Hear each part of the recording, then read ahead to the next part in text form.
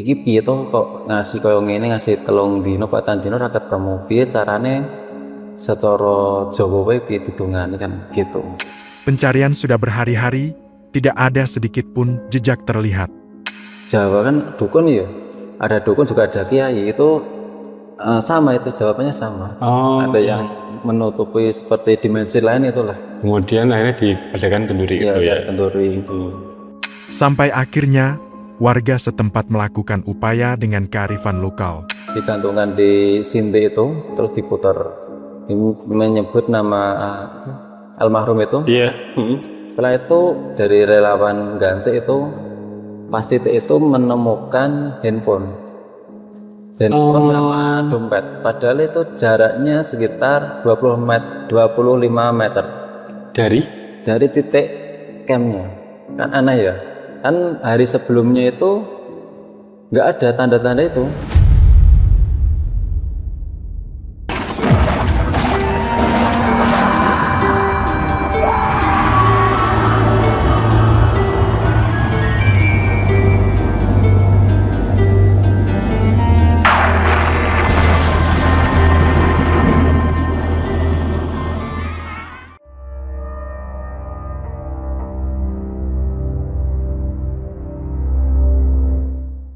Assalamualaikum warahmatullahi wabarakatuh. Saya Bade dari channel Jajah Malam. Kali ini kita berkunjung ke Dusun Timboa, Lereng Merbabu, di rumahnya Mas Tobat. Ya. Mas Tobat ini adalah salah seorang yang jelas warga lokal sini asli. Kemudian beliau adalah potensi SAR ya, Ya besar. Mas Tobat ya, dan beberapa mungkin organisasi apa aja Mas yang Mas Tobat ikuti? Kalau yang ada hubungan dengan kawasan, saya kan kebetulan anggota MMP. Apa itu Mas? MMP itu Masyarakat Mitra Polhut. Dan sudah ada KTA-nya. Iya. Makanya Resmi ya saya berarti ya. tekankan untuk jalur timba bukan jalur, dinyatakan bukan jalur. Betul. Tidak pernah dibuka dan juga tidak dinyatakan ditutup. Dinyatakan bukan jalur. Iya. Gitu. Terus apalagi Mas? Selain MPMP, Kalau ada dari lagi TN nggak? juga MPA. MPA. Masyarakat Peduli API. Ini tugas kerjanya atau ruang lingkupnya itu apa Mas? MPA. MPA. Kita kan deteksi dini ya. Setelah ada mungkin ada bahan melimpah, bahkan bakar ya, kita laporan ke TN. Oh, Ini bahan sudah melimpah, mungkin untuk jalur lain di off dulu atau dibatasi supaya tidak ada kebakaran. Seperti yang sudah kan rata-rata kebakaran titik nolnya kan dari jalur pendaki. Iya. Mungkin kasihan kan seperti tahun kemarin hampir lebih dari separuh ya dari terbakar. yang terbakar. Rata-rata dari jalur pendakian. Oh, Mungkin pengawasannya mungkin ya Iya. kurang mungkin. Oke. Bagaimana cerita selengkapnya? Mari kita simak bersama-sama.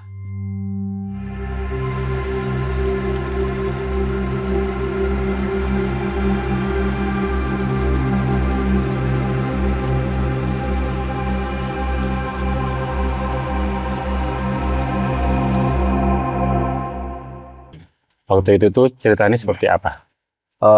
Dari Pak Sugeng itu berangkat dari Timbua itu Jumat. Ya. Beliau sempat Jumatan di Dukuh Timbua ikut jamaah. Dan beliau start dari Timbua sekitar jam 3 sore. Sekitar ya. Terus naik sampai ke batas kawasan, ketemu 2 personel. Ini pendaki juga atau bukan? Pendaki juga. Pendaki juga. Cuman bukan rombongan dari Pak Sugeng. Oh, Katanya Pak Sugeng rencana mau nusul rombongan yang naik hari Kamis. hari Kamis sebelumnya. Ya, hari Kamis sebelumnya. Katanya yang hari Kamis itu mau bersih situs ya, situ. Oh, Bersih situs. ya. Dan posisi situs itu di pos 5. Terus beliau naik, kebetulan hujan ya. hujan terus istirahat di pos 3. Dan sebelum masuk kawasan itu kan ketemu 2 orang. Iya. Sampai pos 3 yang 2 orang itu ngecamp nggak kuat untuk naik. Terus dari Pak Sugeng melanjutkan perjalanan sampai pos 5 nusul rombongan yang naik hari Kamisnya ya. Kamisnya, iya. Terus setelah itu hari Sabtu, Minggu ya, Minggu pagi ada info ada orang hilang itu.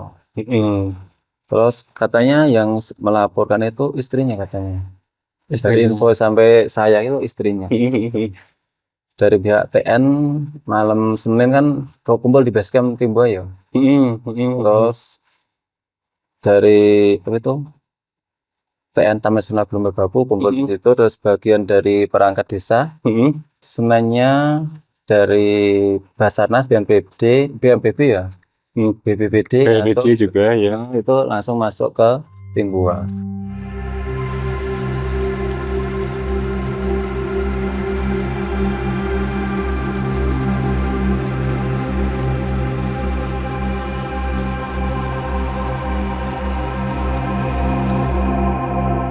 Nah, kalau Mas Tobat sendiri itu, mohon maaf nih, Iya.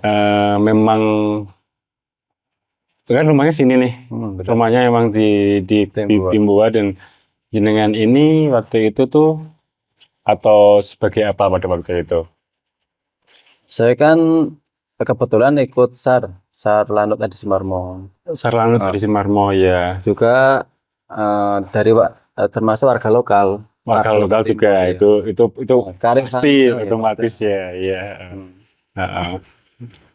Terus sebelum naik kan sudah dibilangi, Pak, nggak boleh bawa yang serba merah kan gitu.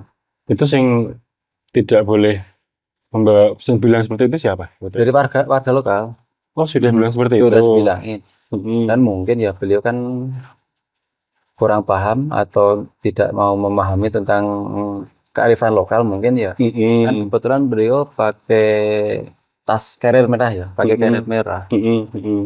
Terus yang anehnya itu kan pas dicari itu kan carriernya yang rain cover ya namanya ya.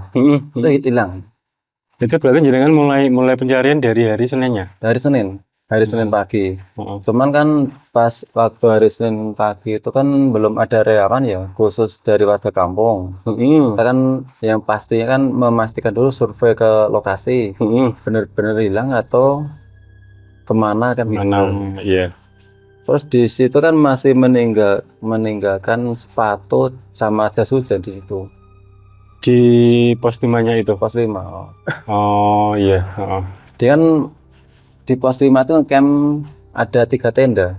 Yang rombongan awal kan ada 2 tenda, dan katanya yang dari atas kan Pak Sugengnya itu sendiri ya, camp sendiri. 3 ini berarti temennya ini ada 2 tenda. 2 tenda. Ketambahan Pak Sugeng 1 jadi 3. 3 tenda. Iya. Terus infonya, laporan dari atas kan beliau ke bawah angin gitu. Terus dicari ke sekeliling nggak ada. Terus baru laporan ke bawah. Tapi sebelum dari atas itu melaporkan ke warga, udah ada info bahwa ada orang hilang kan gitu. Yang melaporkan sampai di BPBD ya. Itu katanya istrinya. Terus malam Senin itu dari rombongan atas turun kalau ada laka itu ada kecelakaan. Rombongan atas itu maksudnya rombongan dari teman-temannya Pak Sugeng sendiri? Iya, katanya dari temannya Pak Sugeng, tapi dari rombongan itu mengatakan jarang ketemu dengan Pak Sugengnya itu. Dari rombongan naik hari Kamisnya ya. Berarti jenengan ikut SAR dari hari apa itu, Mas Tobat? Saya ikut SAR dari hari Senin langsung. Senin pagi itu survei lokasi, khususnya warga lokal dulu. Kita cek benar-benar nggak ada, benar-benar hilang atau gimana kan, infonya diperkirakan ya. Nah, itu kan sekitar jam 11 malam kan ada badai ya. Terus surutnya itu berhentinya badai itu sekitar jam setengah 2. Terus ada salah satu rekannya itu keluar sekitar jam 2 pagi, sudah tenda sudah nggak ada katanya ya. Infonya itu Info awal seperti itu ya. kan di kemungkinan naik atau turun kan gitu, Naik ke naik ke puncak. puncak atau turun ke kampung gitu. Setelah ke kampung kan nggak ada orangnya, nggak ada, Ya. nggak keturun kan, terus motornya masih ada di kampung. Nah itu baru dinyatakan orang itu hilang gitu. Terus jenengan dari hari Senin, Hari Senin ya Selasa nihil juga. nihil, Selasa Rabu masih nihil, Selasa Rabu masih nihil. Oh iya. Kamis itu ada tanda-tanda ditemukan. Sebelum ke situ Mas, sebelum ke hari Kamisnya, Senin sampai Rabu itu, boleh ceritakan nggak proses pencarian itu meliputi kawasan mana aja dan apa tanda-tanda yang mungkin bisa diberikan dari posko? Mungkin kadang-kadang ada nih, mungkin jelas ya dari kronologinya ya. Ada kemungkinan beliau ini naik ke atas atau turun, tapi turun kan nggak ada nih. Nah itu ada rekaman-rekaman dari data-data kayak handphone enggak? Kalau itu jam 4 sore ya, itu ada email ya. Email di antara pos 2 sampai pos 3. Itu di hari Jumat sore. Jumatnya. Kan mungkin kemungkinan itu pas posisi naik ya. Setelah itu udah putus, udah nggak ada sinyal mungkin. Sinyal, Udah nggak ada iya. sinyal. Terus kan Senin Selasa itu email udah pindah lagi, terus di sekitar Cemoro Dudo pindah lagi, terus Rabu Kamis itu pindah sampai Geger Sapi. Aneh kan? Geger Sapi itu di atasnya kawah Condro Dimuga, kapalnya Merbabu. Ini hari terbaca email hari Kamisnya. Sebenarnya terbaca itu hari Rabu malam, terus Kamis paginya kita langsung ke Geger Sapi itu. Oh iya. Kemudian dari tim-tim relawan akhirnya mencari di titik email itu ya. Iya, tetapi itu kan udah tim khusus ya, kita bergerak cepat. Iya. Kita diusahakan sekitar 3 jam sudah harus sampai ke titik email itu. Terus di situ dicari sekitar radius setengah kilo ya, 500 meter itu nihil juga. Termasuk tanda-tanda pun tidak ada. Termasuk yang di email terakhir yang di kawah itu. Iya, tanda-tanda pun tidak ada. Terus katanya kan di pos 5 itu radius 500 meter itu juga tidak ada. Dari situ kan dari warga lokal itu yang cek sampai bawahnya, sebenarnya itu udah disisir berkali-kali di titik terakhir, di titik ditemukannya almarhum. Sampai situ langsung kabut.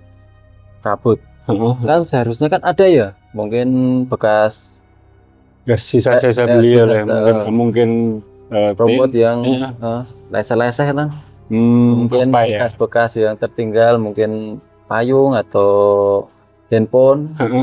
Itu nggak ada, tanda-tanda nggak ada. Terus pada akhirnya ini masuk hari Rabu dan Kamis. Ada nggak Mas waktu itu mungkin dari warga-warga, ini kan Mas dapat warga lokal sini ya, walaupun memang juga tergabung dalam tim SAR ya.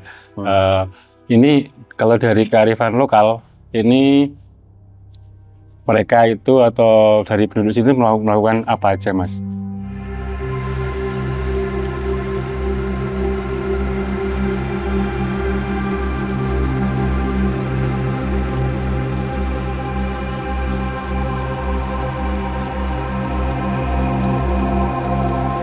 Kamisnya kan hujan deras ya.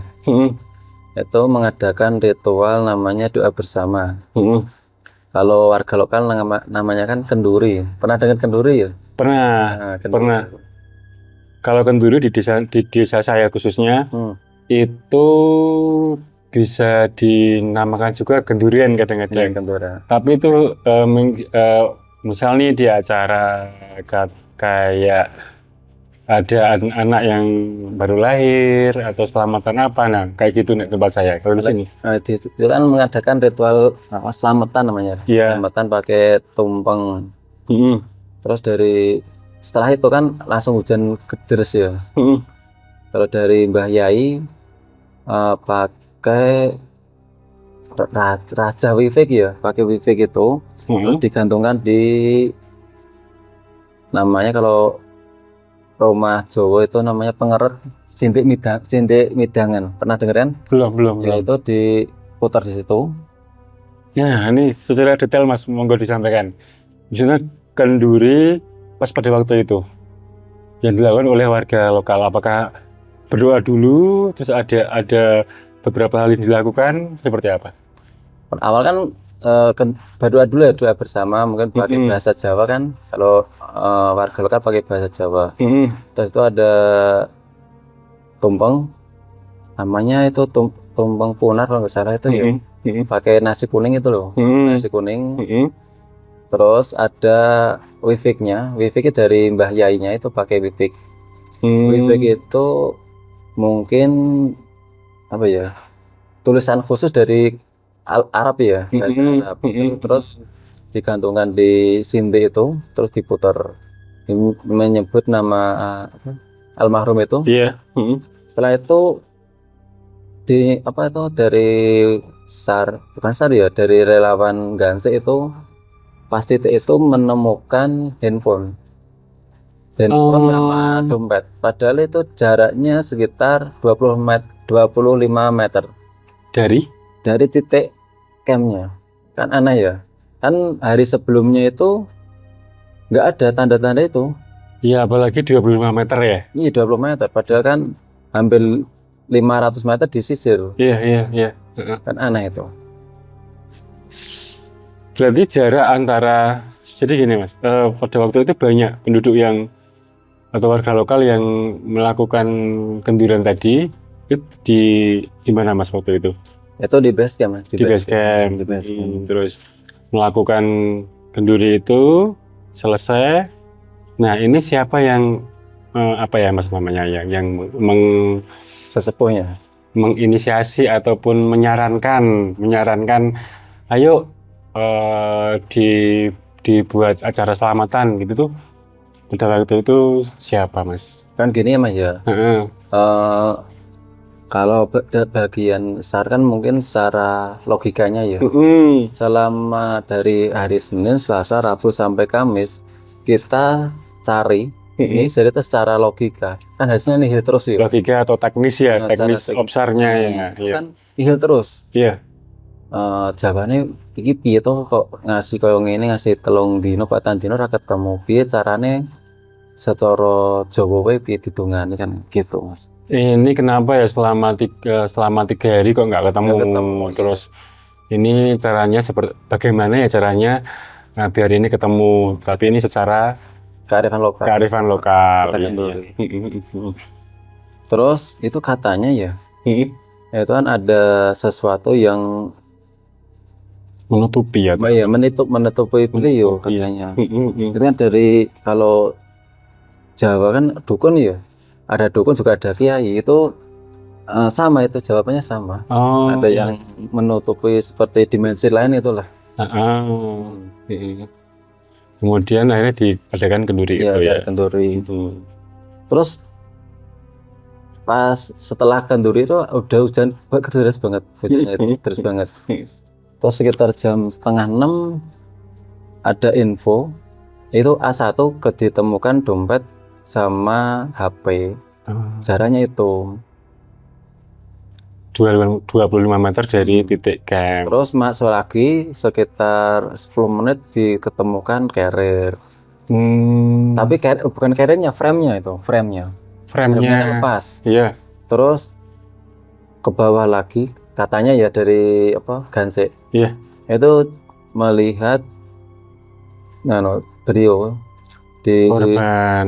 melihat korban di cekungan. Iya. Kan ada apa air yang kalian namanya istilah Jawa Iya, kalen ya. kalian ya Kalen itu apa ya? selokan Ya, ataupun sungai kecil ya. ya sungai kecil itu. Iya. Di situ Mm-mm. diketemukan di situ.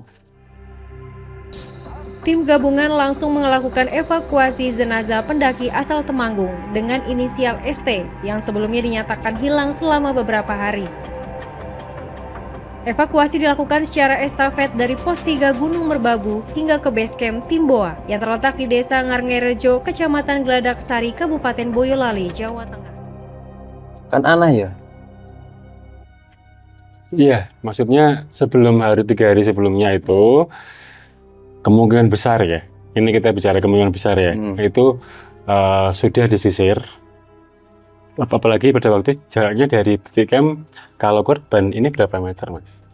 Kalau korban secara garis Lurus. garis lurus Iya. itu 160-an sekitar itu. 160 meter dari titik camp. Dari titik camp sampai ke titik korban ditemukan. Oh iya, terus Padahal itu udah disisir. Ya. Hampir setiap hari disisir itu. hampir setiap hari sih, sampai hari Kamisnya ya. Iya. Tapi Senin sampai Kamis siang atau sore itu Nihil. dan kemudian ya ini maksudnya setelah kita kalau merunut sebuah peristiwa ya, itu diadakan kenduri itu di jam berapa, Mas? Itu sekitar jam 5 sore, jam setengah 5 dimulai. Terus setengah 6 itu ada info dari atas ditemukan dompet sama HP itu. Iya. Terus setelah itu seperti apa, Mas? Setelah ada info itu? Ya kita kan dari bawah ya, dari posko mengadakan musyawarah ya. Iya. Musyawarah dibikin tim khusus ya sampai ke titik itu. Dan dari pertama malamnya dari Mas, saya lupa namanya ya. Ya, personel di posko lah ya. Iya, tapi dari Mas Ferdi ya, itu langsung ke titik lokasi dan survei lokasinya itu. Dan itu membutuhkan tim khusus, bukan semua relawan bisa sampai ke titik itu karena medannya cukup suram. Dan di situ kan ada mistisnya paling gimana ya? Nanti bisa ceritakan nanti mungkin. Yang kita cerita teknisnya dulu ya. Iya. Jadi malamnya langsung. Ya sorenya itu dari Mas Ferdi dari Basarnas Semarang itu langsung ke titik lokasi itu. Setelah lokasi terus bikin tim khusus yang sampai ke situ dan sampai ke titik lokasi pun membutuhkan yang khususnya hanya 10 orang. Itu paginya atau malamnya itu langsung? Paginya. Kan hujan ya, sorenya sore malam itu hujan. Kita tidak memungkinkan untuk ke titik korban. Dan pertama karena medan, keduanya karena cuaca. Iya. Terus infonya kan sudah MD, kita kan nggak harus ya, nggak harus sampai ke titik. Kita juga ada ya, yang penting kita safety dulu. Iya, jangan sampai malah menambah korban lagi yang seperti itu. Akhirnya dari tim itu berangkat Jumat pagi ya? Semua tim itu yang khusus ke titik itu Kamis malam. Iya. Kita langsung ke pos 3, ngecamp di pos 3. Termasuk ini kan, Mas? Iya, betul. Iya. Terus kita startnya jam 7 pagi hari Jumatnya. Kita langsung ke situ kan ada 3 regu ya. Iya. Yang pertama itu estafet dari pos 4. Terus bagian regu terus sampai ke di sampingnya titik korban. Ada 1 regu.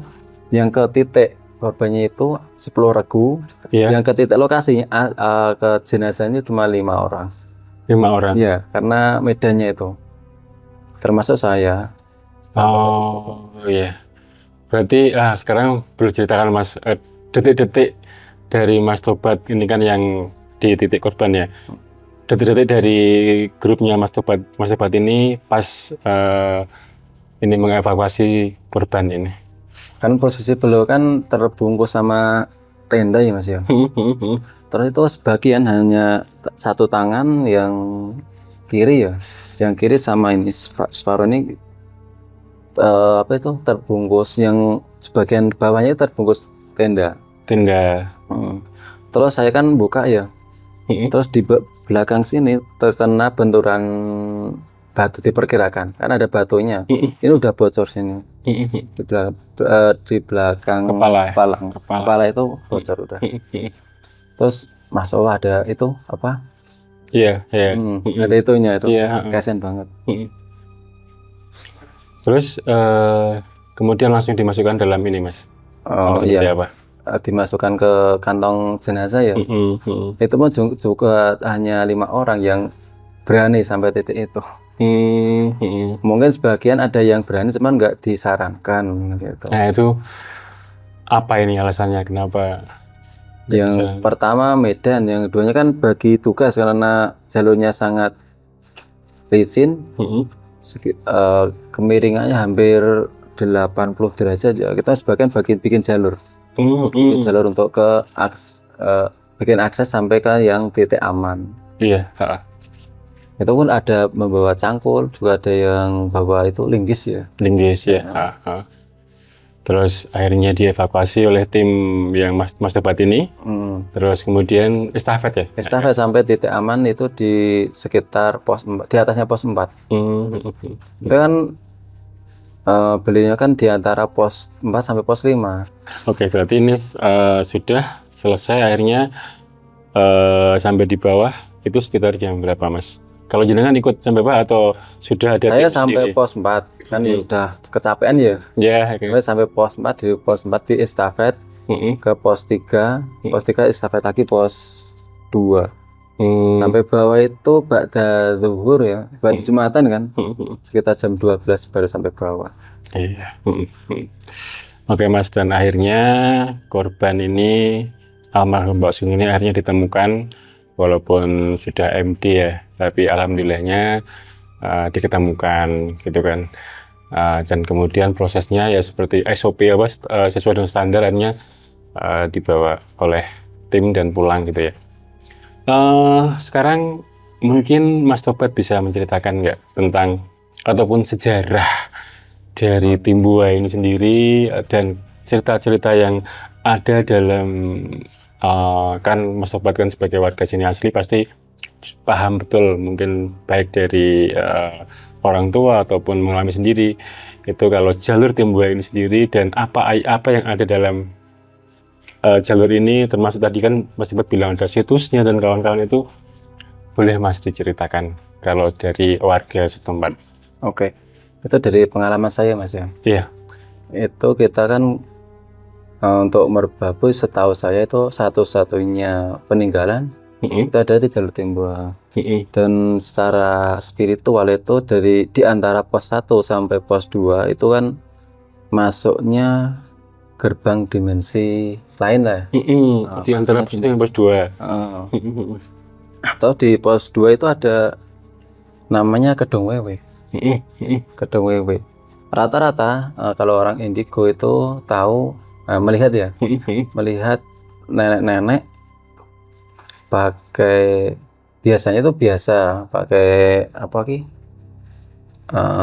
pakaian baju gamis gitu atau gimana? Bukan bajunya orang lokal ya. Orang kampung. Sebagian.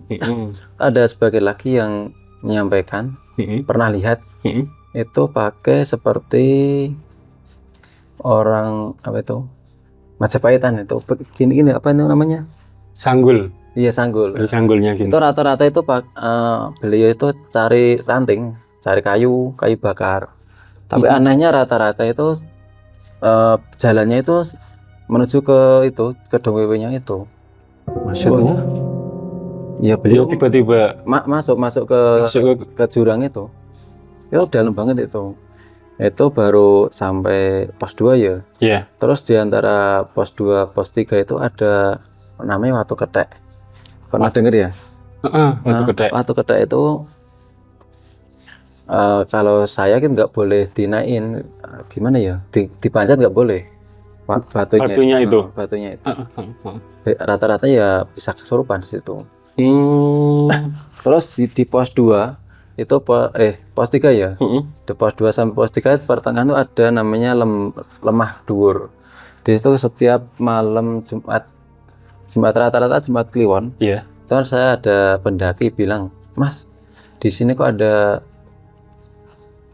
gamelan Jawa ya? Apa kan nggak mungkin kalau dari bawah kan kedengeran, tapi itu suaranya itu agak samar-samar di titik itu. Yang sering mendengarkan itu Pak Yasid. Yasid itu dari warga Sembung Lor. Itu sering mendengarkan itu gamelan Jawa itu. Di Lemah Dhuwur itu. Lemah Dhuwur. Itu baturan pertama sebelum pos 3 itu ada baturan pertama itu.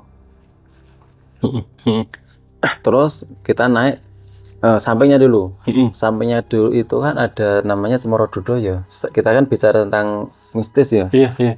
Di situ ada macan putih, macan goib. Itu di Cemoro mana? Cemorododo itu antara pos 2 sampai pos 3. Itu kan ada gedung WW. Sampingnya itu Cemorododo itu ada macan goib. Saya pernah itu di situ kan istirahat ya. Saya kan istirahat rebahan. Iya. Itu saya ditarik ke bawah itu. Sama sosok macan itu. Iya, nggak tahu yang narik siapa, tapi ditarik ke bawah, tapi agak nyamping itu. Cuma saya sendirian yang ditarik, yang lainnya enggak. Itu pengalaman saya itu. Terus di pos 3, kita lanjut ke pos 3 ya. Di pos 3 itu di situ rata-rata sama, itu macan putih di pos 3 itu. Terus menurut dari mulut ke mulut ya, itu dulunya itu ada kampung dari pos 5 sampai pos 3. Dari mulut ke mulut, setahu saya itu namanya itu kan sesepuhnya itu Resi Begawan Manik Sutro. Resi Begawan Manik Sutro. Yeah. Terus dulunya ada 83 kakak. Sampai sekarang bisa dibuktikan dari bekas bangunan itu masih ada sampai sekarang. Di antara pos 3 sampai pos 5 berarti ini. Dari pos 3 sampai pos 5. Di situ ada perkampungan. Itu ada perkampungan. Sekarang pun bisa dibuktikan. Iya. Masih ada itu bekas tampungan air, kendi-kendi itu masih ada, gentong. Cuman semuanya itu dihancurkan, nggak tahu alasannya apa dihancurkan. Yang menghancurkan? Nggak tahu. Kita kan 3 puing-puing sana. Terus yang di pos 3 itu rata-rata itu penampungan. Terus di pos 4 itu ada batu berundak. Anak tangga ya, tapi dari batu bahannya. Setelah saya survei itu, batunya itu jenis batuannya itu tidak ada di Gunung Merbabu. Di Gunung Merbabu rata-rata kan batuan keras ya. Di situ batuannya seperti batuan candi itu di pos 4-nya itu. Saya hitung itu ada 73 anak tangga. Dari? Di pos 3, di pos 4 itu. Ada 73 anak tangga. Tapi saya nggak ceritakan di titiknya ya, nggak boleh. Oh iya. Karena di situ ada namanya Pakis Kembar di situ. Pakis Kembar itu halusinasinya tinggi banget. Kan nggak boleh Kolomengo. Kolomengo itu bicara yang gimana ya? Nggak sewajar. Ngawur. Ya bisa dikatakan ngawur. Situ ada Pakis Kembarnya situ. Saya kan pernah itu di semedi, bukan semedi ya, meditasi di pos itu. Saya menjumpai sebuah senjata namanya Trisula. Kayak tombak bermata 3. Itu. Tapi ya itu kan goib, nggak bisa diambil mungkin. Sayangnya tuh ada sebagian orang yang memanfaatkan itu. Secara apa ya? Spiritual kan bisa ditarik ya. Itu kan sayang. Pernah ada yang narik itu. Bisa? Ya nggak tahu. Saya kan yang mengantarkan, katanya kan cuma jalan-jalan, terus setelah saya selidiki secara spiritual ada yang narik itu. Kan sayang banget ya, itu kan gimana ya, senjata yang dirawat di situ. Sayang banget. Itu baru pos 4, belum pos 5-nya. Menarik ini. Terus ini sampai ke pos 5 nih. Apa itu? Kalau di pos 5 itu kan ada namanya Watu Lumpang. Mungkin di Google ada, mungkin pernah di publikasi mungkin ya di Google. Itu pos Watu Lumpang di pos 5 ya. Watu Lumpangnya itu kan bukan berarti lumpang buat numbuk padi ya, tapi secara gimana ya, dulunya itu kan setiap ada orang meninggal itu kan dibakar ya, kalau Hindu ya, Hindu itu kan ya. dibakar. Nah, maaf saya merinding ya. Nah, itu kan abunya itu ditaruh di Watu Lumpang itu. Di pos 5, dan di situ kan masih ada buktinya, itu ada angka Sangsekerta di pos 5 itu. Kalau nggak salah angka itu 1559. 1559. Kalau nggak salah. Itu Ini angka Sangsekerta. bisa menunjukkan tahun nggak Mas itu? Ya, itu tahunnya itu. Tahun ya? Itu kalau dipindah ke, setahu saya ya, Iya. dipindah ke Masehi ditambah 35 tahun. Sampai sekarang pun masih ada itu tulisannya. Misal dibuat tahun kayak sekarang gitu, ditambah 35. 35 tahun. Berarti 1535 1559 ditambah 35. 35, jadinya berapa itu? 1559 ditambah 35 berarti 1592. Ya, Kalau nggak salah seperti itu ya. Saya ulang lagi ya Mas ya, biar saya ingat pelajaran SD juga ya. 1559 ditambah 35 berarti itu 1594. Ya, mungkin sekitar angka itu. Iya. Tapi setahu saya mungkin kalau di bidang itu kan bagian arkeolog ya. Arkeolog. Tepatnya bagian arkeolog. Iya. Dan setahu saya itu dulunya gunungnya itu kan belum Merbabu ya, Gunung Damalung ya. Damalung. Iya. Mungkin pernah dengeran Gunung Damalung. Terus sampai mungkin kalau Merbabu udah zaman presiden ya, itu kan belum Merbabu. Dan puncaknya itu kan dulunya kan Prego Dalem, dan puncaknya Timbuk itu Pregowati. Kalau sekarang kan familiarnya kan Puncak Sarif ya. Iya. Ya, Puncak Sarif kan hanya kenang-kenangan, tapak tilas. Beliau kan ada Mbah Sarif. Itu gimana sejarahnya Sarif itu? Kalau setahu saya Mbah Sarif itu kan dari Kampung Tekelan ya. Terus beliau kan ke gunung itu. Kalau sejarahnya kan saya nggak ceritakan ya, karena itu aib. Itu kan beliau kan tinggal di situ bertahun-tahun ya, sampai tua. Terus kebetulan warga Timbua pun pernah silaturahmi ke beliau.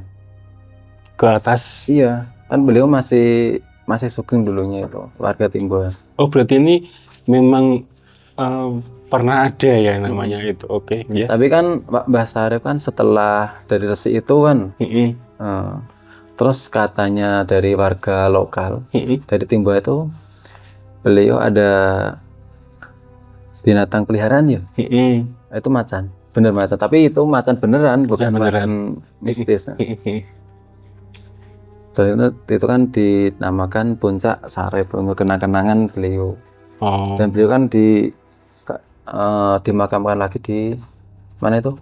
Tekelan ya, di Tekelan. Di Kampung Asal. Kampung Asal. Jadi bukan di puncaknya ataupun di Merbabu itu enggak? Itu kan ada dulunya itu dibikin itu kicing apa itu? Tenger ya? Iya, kicing ya, batu kicing itu. Dibikin batu nisan itu dikempur kan nggak ada, benar itu. Nggak ada makamnya, nggak ada. Di puncaknya? Puncak Sarifnya itu. Ya mungkin kurang apa ya? Kurang pemahaman ke masyarakat. Iki kanggo tapak tilas. Mungkin sebagian nggak boleh. Iya. Dan sebagian salah mengartikan gitu. Oke. Dan yang bikin kita kembali ke Resi itu ya. Iya. Yang bikin itu apa itu? Baturan. Baturan itu pakai bangunan itu. Undak batu. Bukan. Baturan itu dibikin rumah ya, rumah. Pondasi. Itu kan namanya kan Resi Ki Hajar Sampurno namanya itu. Dan beliau itu dimakam di Ndeles itu Magelang ya. Mungkin kita bisa ke sana. Ndeles. Iya.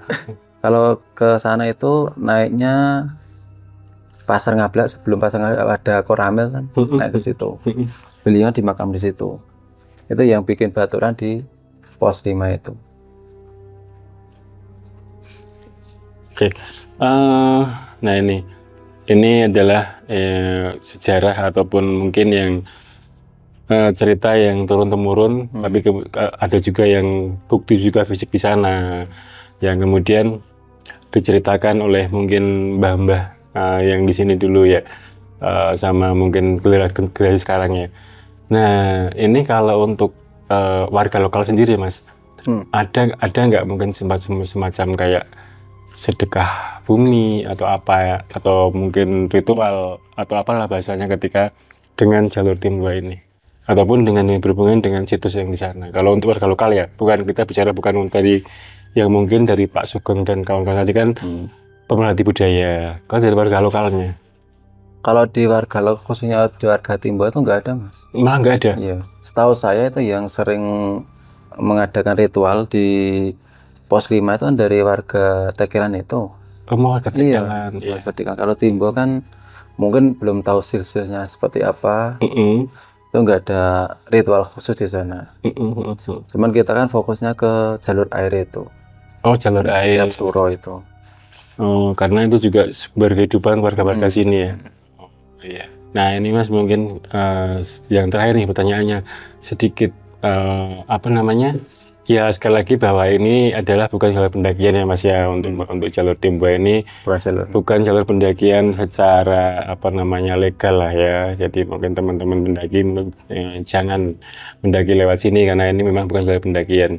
Nah, sebenarnya Mas, ada nggak sih pantangan-pantangan khusus ataupun kadang-kadang ada ya, mungkin di mana itu tidak boleh pakai pakaian hijau atau warna apa, mungkin di Sumbing juga bahkan ada yang tidak boleh pakaian apa juga gitu loh. Kalau di sini juga kearifan lokalnya itu seperti apa Mas kalau di jalur ini? Gimana ya, saya tegaskan Mas, khusus Timbua kan saya tegaskan bukan jalur pendaki. Iya, belum pernah dibuka, juga nggak dinyatakan ditutup, dinyatakan bukan jalur. Iya. Karena untuk dulunya kan sering banyak orang mendaki. Karena untuk kearifan lokal itu nggak boleh membawa pakaian merah plus, jadi nggak ada syaratnya, nggak ada coraknya nggak juga ada. Yang khususnya itu merah plus pertama. Yang kedua itu nggak boleh membawa pakaian hijau sutro. Iya. Alasannya gini Mas, dulunya kan ada zaman Belanda ya, itu kan rata-rata membawa pakaian merah ya. Seragam mereka kan merah. Dan penghuninya di Pos 5 itu kan membawa pakaian hijau sutra. Resi tadi. Iya. Kalau saya kan tahu nama resi itu dari sesepuh, namanya Mbah Karjo. Jelas itu Mbah Karjo. Beliau udah almarhum.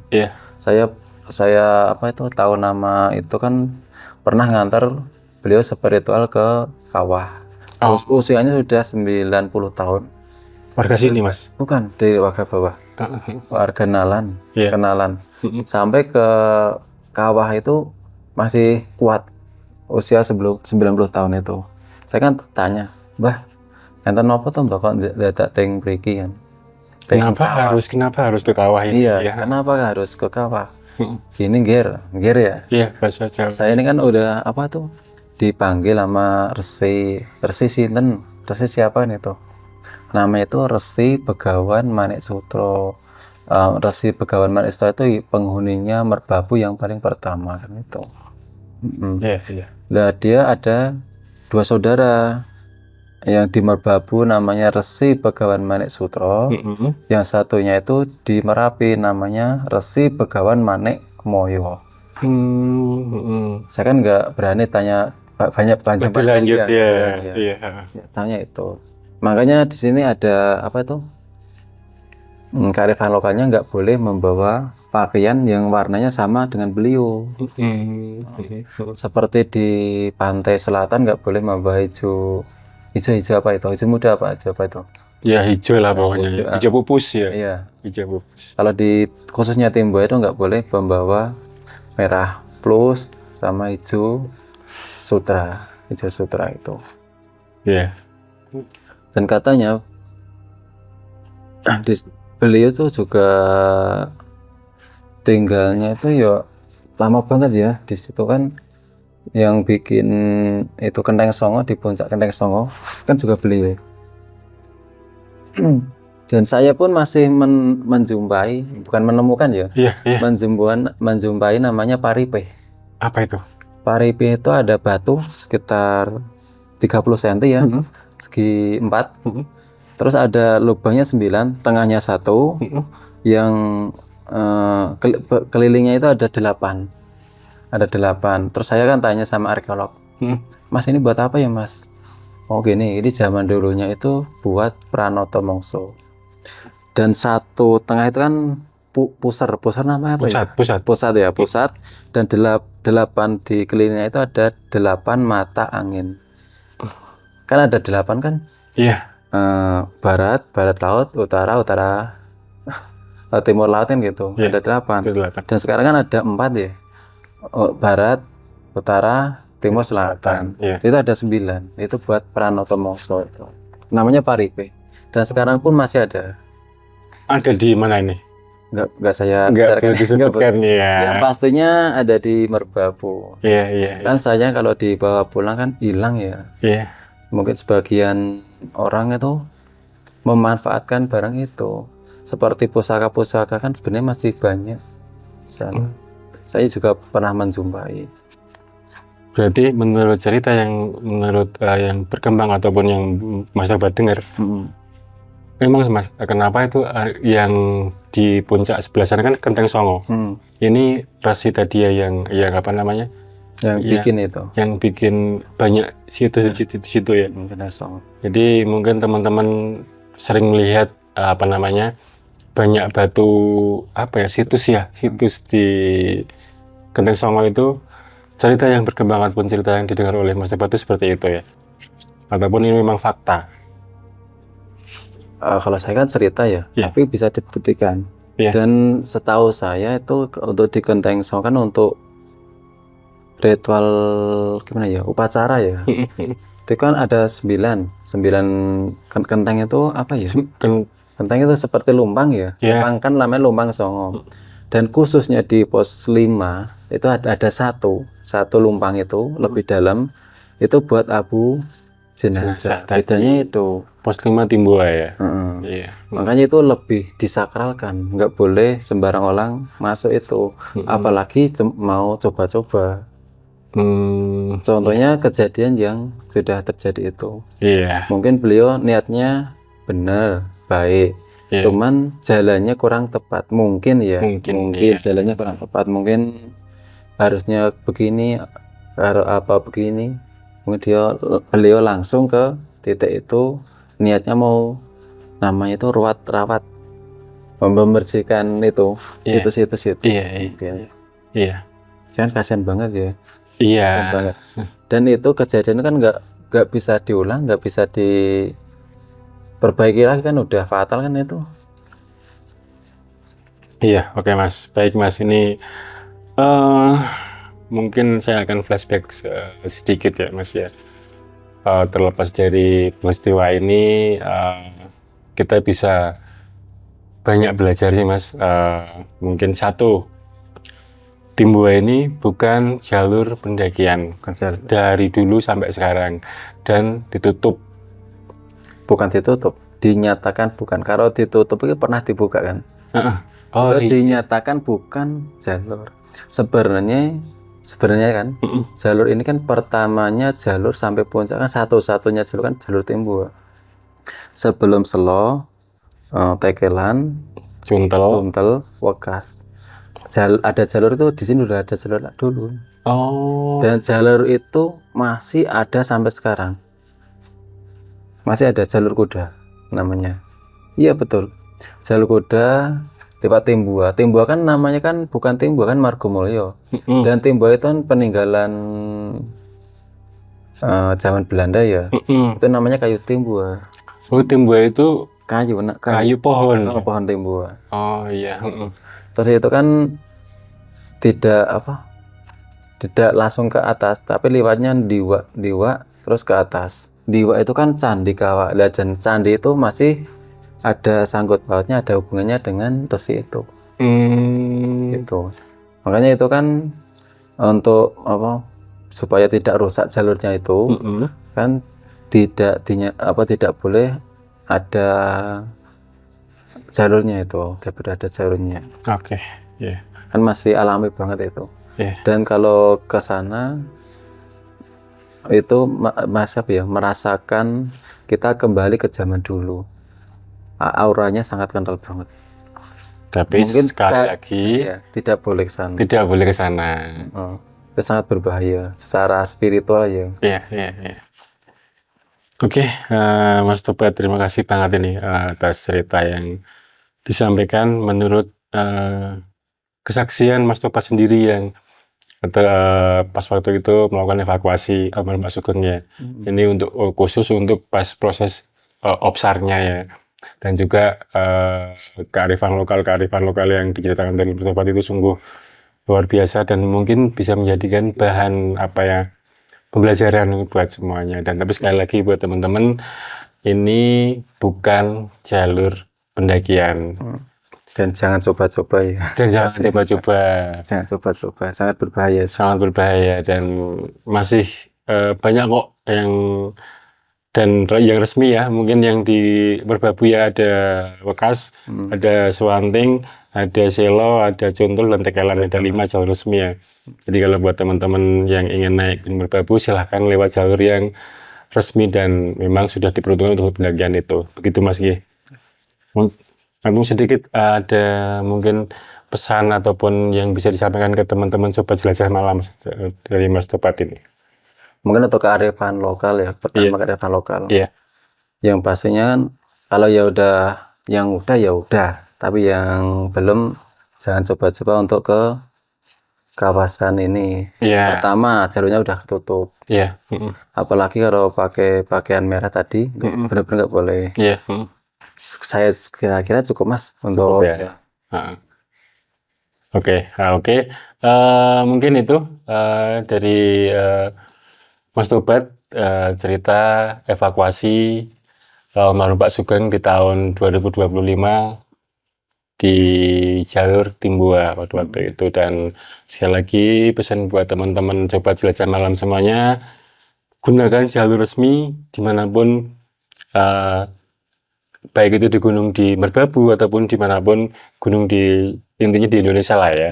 Ya seperti itu ya. Jadi selamat malam, saya Bade dari Jelajah Malam dan Mas Tobat dari Dusun Timbua ya. Warga lokal Dusun Timbua.